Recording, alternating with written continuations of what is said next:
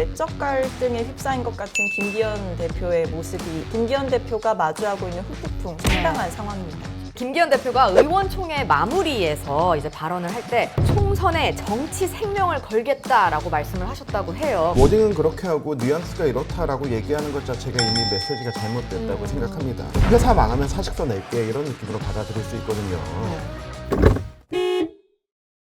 우리가 어떤 민족입니까? 정치권 현안 하나에 웃고 우는 정치의 민족 아닙니까? 현안 배달부터 떠먹여드리기까지 원스톱 시사 딜리버리 토크쇼 정치의 민족, 정치권 현안 배달하러 지금 출발합니다. 자, 여야를 대표하는 현안 배달러 두 분 나왔습니다. 이승환 전 대통령실 정무수석실 행정관님, 그리고 박성민 전 더불어민주당 최고위원 어서 오세요. 네. 안녕하세요. 자, 두 분의 배달 가방 안에는 국민들한테 배달할 정치 현안이 담겨 있잖아요. 오늘 현안 배달 잘 부탁드리고요. 일단은 내려놓으셔도 됩니다. 불편하시니까. 자, 오늘 저희 중립기호 첫 출연하셨는데 좀 보셨나요? 저희 프로? 화요일 첫 출연. 네. 목요일에 몇 번 죄송합니다. 나왔습니다. 제가 제 아닙니다. 것만 모니터링을 했어요. 괜찮습니다. 괜찮습니다. 네, 앞으로도 자주 뵙도록 네. 하고요. 오랜만에 나왔습니다. 네, 오랜만에 뵙는데 잘 지내셨어요? 힘들게 지냈습니다. 지난번 이제 연휴 끝나고 되게 오랜만인데 네. 지난 연휴 전까지만 해도 저희 당이 이제 공세 내용이 많았는데 지금 공수가 바뀌었습니다. 그래서 지금 뭐 여러모로 잘 네. 방어하고 다니고 있는데요. 여기 또 최고 공격수 나오셨으니까. 네. 착하게 살아야 돼요. 네. 자, 그럼 오늘 두 분 현안 배달 잘 부탁드리고요. 첫 번째 배달 현안 먼저 박성민 최고께서 소개해 주시겠어요? 네, 여기를 잠시만요. 네. 후폭풍이라는 이름이네요. 어떤 내용인가요? 네, 일단 뭐 아까 앞에서 이제 공격수라고 얘기를 해주셨는데 국민의힘 상황에 대해서 얘기할 수밖에 없는 국면인 것 같습니다. 일단 여기 판넬을 보시면 내적 갈등에 휩싸인 것 같은 김기현 대표의 모습이 있는데요. 예. 국민의힘이 지난 강서구청장 선거 참패로 인해서 지금 굉장히 내분이 심합니다. 강서구청장 선거 패배 때문에 국민의힘에는 수도권 선거 위기론이 불거졌고 예. 사실 이 김기현 지도부 체제가 유지되는 게 맞느냐라는 내부 목소리가 나오고 있기 때문인데요. 그렇다면 그 내부에서 원하는 쇄신의 강도, 쇄신의 방향과 지금 부합하게 김기현 대표가 의사결정을 하고 있느냐. 그런 점에서 지금 국민의힘의 후폭풍이 굉장히 심해진 네. 것 같습니다. 사실 선거가 이제 진행되고 사흘 만에 공천을 총괄하고 실무를 했었던 이철규 총장이 먼저 사의를 표하기는 했어요. 그리고 임명직 당직자들이 총사퇴를 그쵸. 하기도 했습니다. 하지만 김기현 당대표를 비롯한 선출직 최고위원들은 그대로 자리를 유지하게 되면서 사실상 김기현 체제는 그대로 가는 형국입니다. 거의 시즌2라고 볼 수 있는 것 그렇죠. 같아요. 그러니까 제가 표현드리고 싶은 거는 윤핵관 시즌1이 가고 윤핵관 시즌2가 왔다. 네. 그 정도 수준으로밖에 지금 보이지 않는다. 이렇게 보여지는데 일각에서는 당에 대해서 전면 쇄신을 할 때다라는 요구가 빗발치고 있고 또 한편으로는 크게 변한 게 없는 것 아니냐라는 내부 지적도 팽배한 상황이라 김기현 대표가 마주하고 있는 후폭풍 상당한 네. 상황입니다. 자, 그러면은 국민의힘이 결국에는 이제 지도부 사퇴가 아닌 쇄신해서 이제 잘 정비해서 2차로 다시 도전해 보겠다라는 얘기를 한 건데요. 옳은 방향으로 가고 있다고 보시는지. 우리가 뭔가 정당 개혁을 얘기할 때 크게 두 가지입니다. 예. 리더십의 방향을 바꾸던가 리더를 교체하던가 네. 사람에 대한 것인가 스타일에 대한 것인가 둘 중 하나거든요. 근데 네. 그거는 그 경중에 따라 다릅니다. 근데 물론 큰 선거였죠. 그래도 구청장 재보궐선거 하나로 당 대표가 사퇴해야 된다? 이건 좀 무리라고 봅니다. 그러면은 구의원 선거면 뭐 원내대표가 책임지고 뭐 이래야 됩니까? 뭐 그런 것들은 정해져 있지 않지만은 임명직 총 사퇴만으로도 네. 당은 굉장히 크게 받아들였고 큰 책임을 졌다라고 생각하고요. 예. 그리고 이렇게 선거 작은 어떻게 규모로서는 작은 선거였지만은 이런 선거 하나에 지도부가 다 책임져야 한다면은 대선 패배한 이재명 대표, 지선까지 패배한 이재명 대표 책임 안 지지 않았습니까? 그리고 그냥 뭐 어떤 다른 혁신이나 이런 것도 없이 그냥 바로 넘어가지 않았습니까? 그래서 이런 부분은 좀 야권의 공세이지 우리 예. 당으로서는 그래도 할 수 있는 한 최대의 폭으로 네. 책임을 지고 있고 그리고 그 책임과 개혁은 여기에서 끝나는 것이 아니고 앞으로도 이어질 것이다. 네. 그렇게 생각합니다. 근데 이제 작은 그냥 구청장 보궐선거일 뿐이다라고 말씀을 해주셨는데 사실 총력을 동원하긴 했잖아요. 그렇죠. 네. 그렇죠. 총력을 동원한 작은 선거였죠. 아, 예, 알겠습니다. 약간 자아분열이 지금 오고 있는 네, 총력을 상태. 동원한 작은 선거. 네, 그러면은 사실 이제 김기현 대표가 의원총회 마무리에서 이제 발언을 할 때 총선에 정치 생명을 걸겠다라고 말씀을 하셨다고 해요. 근데 이게 뭐 총선 패배하면 정계 은퇴하겠다라고 받아들이시는 분들이 대다수인 것 같은데 사실 이게 정계 은퇴까지는 아니고 그냥 사활을 걸겠다라는 뉘앙스다라는 얘기도 있는데 어떻게 들으셨어요, 이 발언? 워딩은 그렇게 하고 뉘앙스가 이렇다라고 얘기하는 것 자체가 이미 메시지가 잘못됐다고 생각합니다. 이 처음에 이 발언 나왔을 때 그 주변에서 받아들이기에는 예.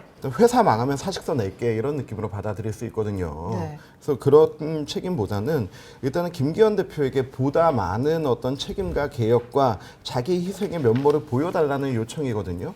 근데 이게 당 대표가 이제 자기 희생의 면모를 보여서 개혁을 이어가기 위해서는 몇 가지가 있습니다. 첫 번째 사퇴, 두 번째 불출마 선언, 네. 세 번째 험지 출마 선언, 예. 뭐 그리고 네 번째 이제 나의 지도 체제를 완전히 바꾸는 것. 예. 지금은 이제 4단계를 했거든요. 네. 그 다른 단계로 넘어갈 수 있는 시간들이 있습니다. 지금 그런 부분들은 좀 이제 기다려야 되는 거고 그리고 네. 지금 무엇보다 정기국회 기간이지 않습니까? 이 국정감사를 진행해야 되고 예산을 진행해야 되고 그리고 그 이제 또 여러 가지 국회 법안 처리와 이런 부분들을 진행해야 되는데 네. 지도부가 일가에 물러나면 그 공백을 채울 수 있는 것도 예. 한계가 있습니다. 네. 좀 그러한 절차와 과정들에 대해서 생각해야 될 것 같고요. 김기현 대표는 그래도 항상 위기에 이 강한 또 면모를 보여줬는데 지금까지는 이제 좀 당이 좀 연대하고 화합하는 거에 집중을 했다면은 예. 이제 그런 좀 돌파력을 보여줄 때가 왔다. 보여줘야만 한다. 네. 그렇지 않으면 공멸이다. 예, 공멸이다. 뭐 혹시 어떻게 들으셨어요, 이 발언?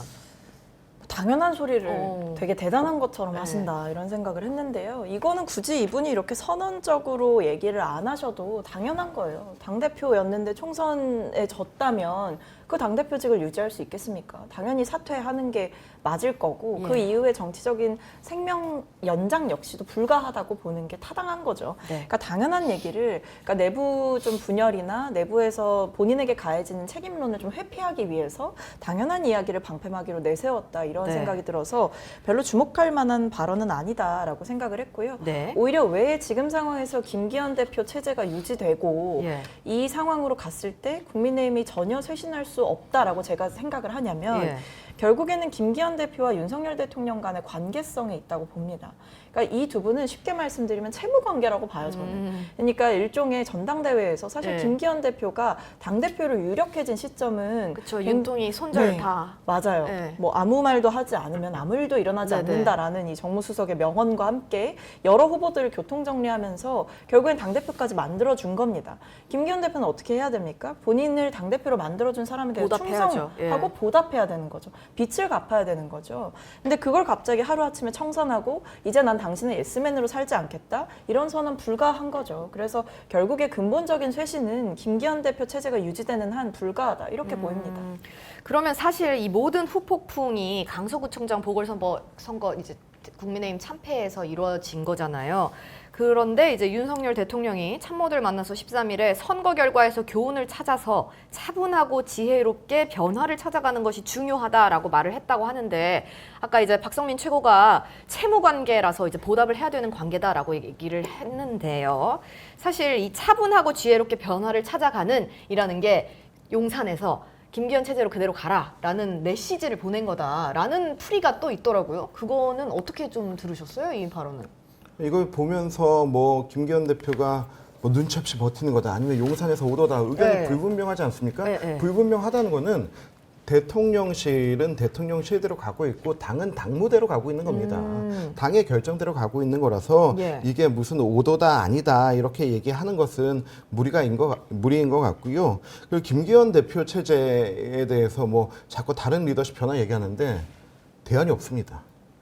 그쵸. 대안이 그 얘기도 없습니다. 많이 하더라고요. 예, 이거 이 체제를 흔든다고 해서 뭐 새로운 대안이 나올 수 있는 것도 아니고 뭐 저희 당에 인력풀이 없다 이런 게 아닙니다. 이제 조금 있으면은 어제 나온 3대 개혁과제 중에 이제 공천관리단, 예. 총선기획단을 만든다고 하는데 네네네. 원래 이쯤 되면 총선기획단이 만들어집니다. 그리고 총선기획단 만든 다음에 그 다음에 이제 공관위가 만들어지고 네. 그때 되면 이제 공관위로 모든 힘이 쏠리게 되죠. 그리고 공천이 진행되면서 그 다음에 이제 선대위 체제로 넘어갑니다. 예. 당 대표가 뭔가에 대해서 자신이 주도권을 가지고 전국을 운영해 나갈 시간이 앞으로 그 시간이 많지가 않아요. 그 많지 않은 시간을 지금 교체해서 새로운 사람으로 한다? 이거는 굉장히 무리수인 낭비다. 거예요. 시간 낭비다. 예. 그래서 당 대표는 지금 최소한의 관리할 수 있는 체제, 네. 그리고 이제 공천기획단에 나오는 새로운 아젠다들을 수용하고 예. 공심 그 다음 단계인 공심위에 그걸 반영하고 그리고 선대위 체제에서 전국 선거를 어떻게 할 거냐 하는 이게 지금 이 단계만 해도 앞으로 4단계인데 지금 남아 있는 시간 6개월밖에 안 됩니다. 그러면은 이게 공식 선거 들어가기 전까지로 하면은 4개월에서 5개월의 시간이에요. 우리는 매월 달라진 리더십을 봐야 됩니다. 예. 근데 지금 김기현 체제를 흔들어서 이거를 새로운 사람을 내놓는다? 네. 이것 자체가 물리적으로 지금 말이 안 되는 거죠. 인물이 없다라는 말씀이신데요. 인물이 없는 게 아니고 앞으로 등장해야 될 인물들이 순서대로 기다리고 그렇죠, 있다. 그렇죠. 예. 그리고 지금 당장 바꾸는 건 시간상 네네. 무리수다라는 네. 말씀이신데 사실 이제 재보궐 이후에 제가 그 친한 조선 기자들 만나면은 이렇게 웃기는 말로 이제 우리는 기관지다 이렇게 얘기를 했었어요. 그런데 이제 심지어 조선일보에서마저도 윤석열 대통령이 이렇게 하면 안 된다. 이렇게 이번 그 김기현 대표 체제 파트 2 그거를 이제 비판하는 사설을 오늘 냈더라고요. 그래서 이제 이런 비판을 용산에서 좀 수용을 할지가 최대 관심사일 것 같아요.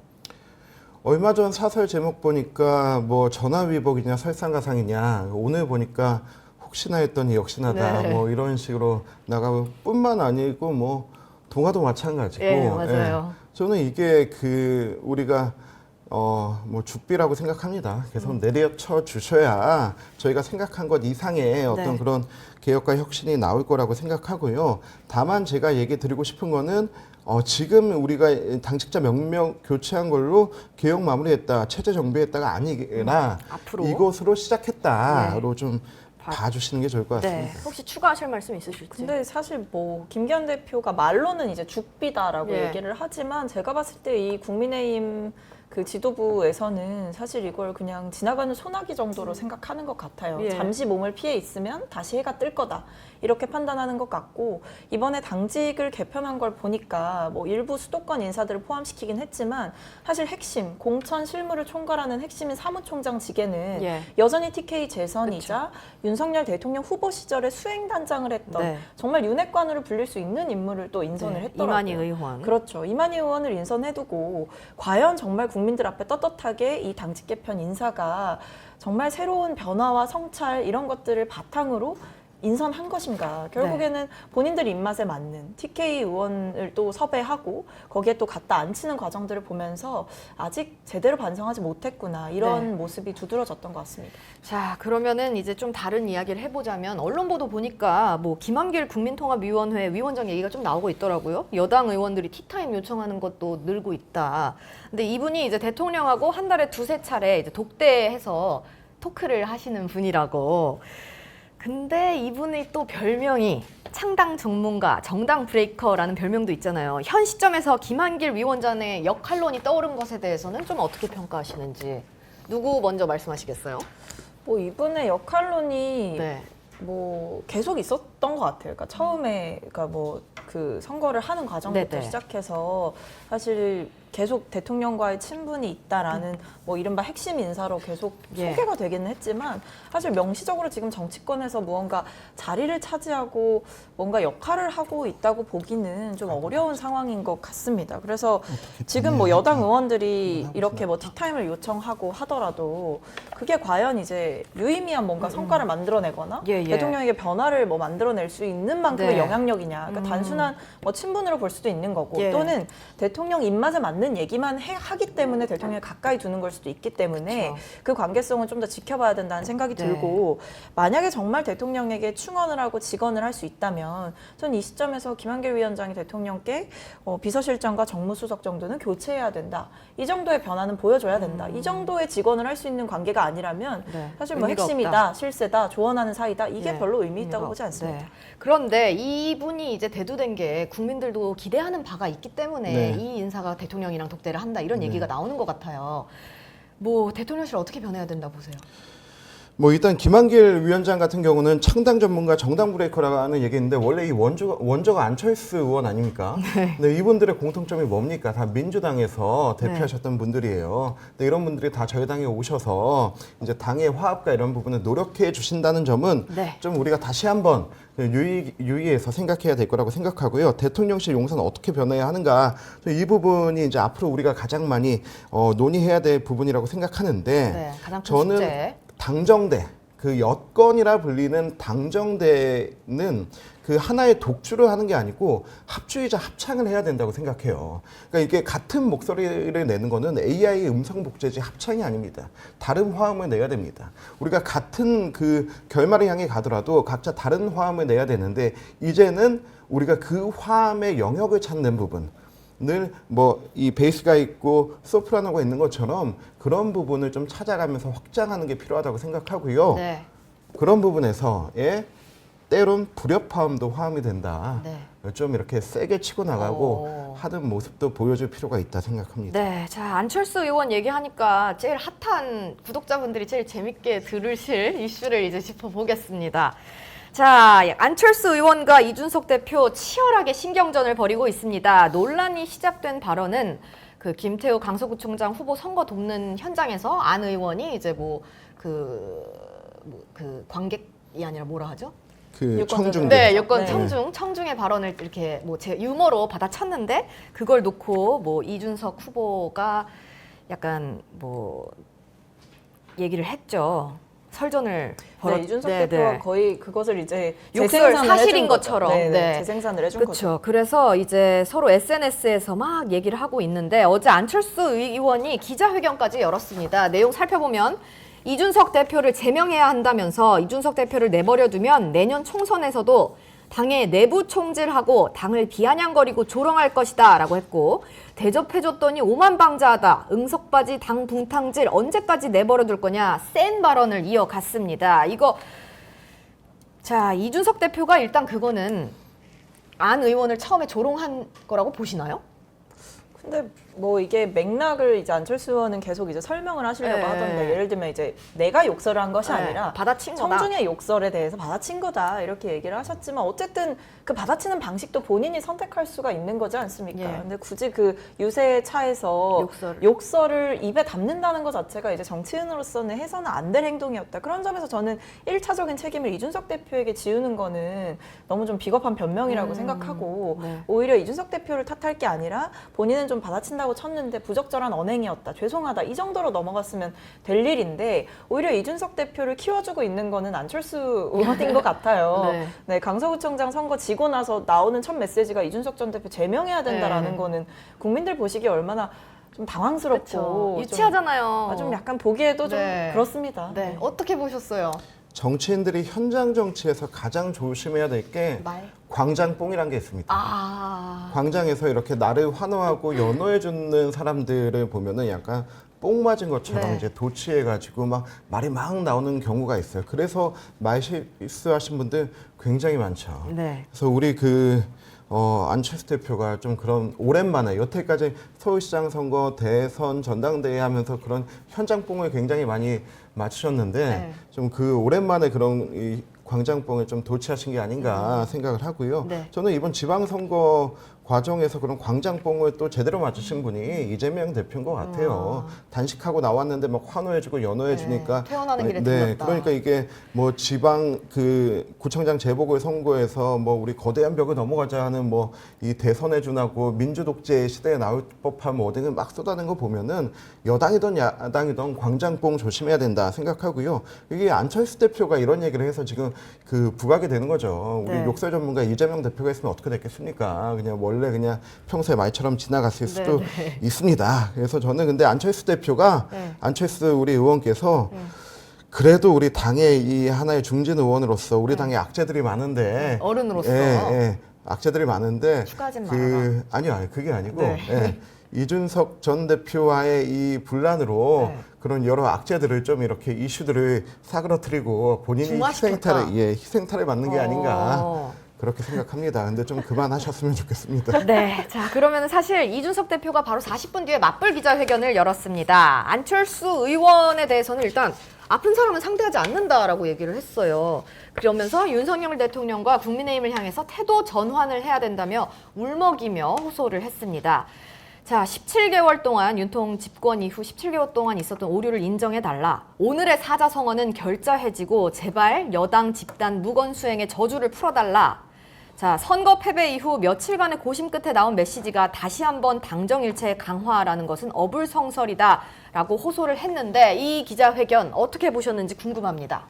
먼저 말씀해 주시죠. 저는 이게 네. 모두가 다 안철수 의원에 대해서 뭔가 또 하려는 거 아닌가 하고 좀 그렇게 그냥 맞대응 기자회견이 아닌가 했는데 네. 보니까 내용이 무거웠어요. 그쵸. 내용이 무거워서 예. 이제 뭐 정부 이런 거 잘못했다 뭐 이런 부분들을 얘기했는데 저 여기에서 제일 중요한 게 본인도 강조한 그 여당 집단 무건수행의 저주를 풀어달라라고 예. 한 건데 이거는 전날 있었던 의원총회에 대해서 본인은 기대했기에 이제 뭐 대통령에 대한 비판과 우리 뭐 당정 관계 새로 네. 해야 된다라고 하는 본인의 그 견지에 따라주는 의원들이 나오기를 바랬던 것 같아요.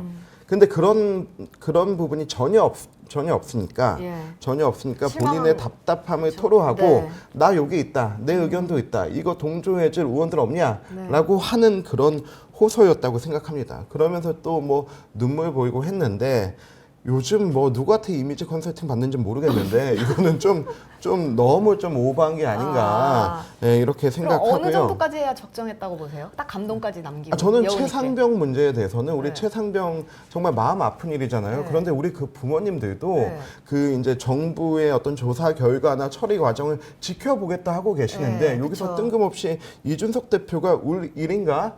라고 생각하고 오히려 정치인이라면은 네. 함께 우는 사람을 위해서 이 악물고 할 말을 해야지 이 공적인 자리에서 개인적 자리에서는 함께 올 수 있어도 공적 자리에서 이런 모습을 보이는 거는 좀 아니었다고 생각하고요.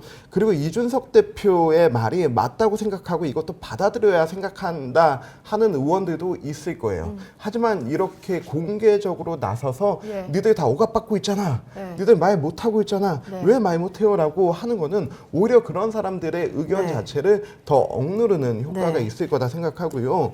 이준석 대표나 유승민 전 대표나 이런 분들 네. 다 당과 그리고 당 의원들과 여론의 지지를 받아서 당 대표 하셨던 분들 아닙니까? 그렇죠. 그럼에도 불구하고 자기 세력이 남아있지 않다라는 것.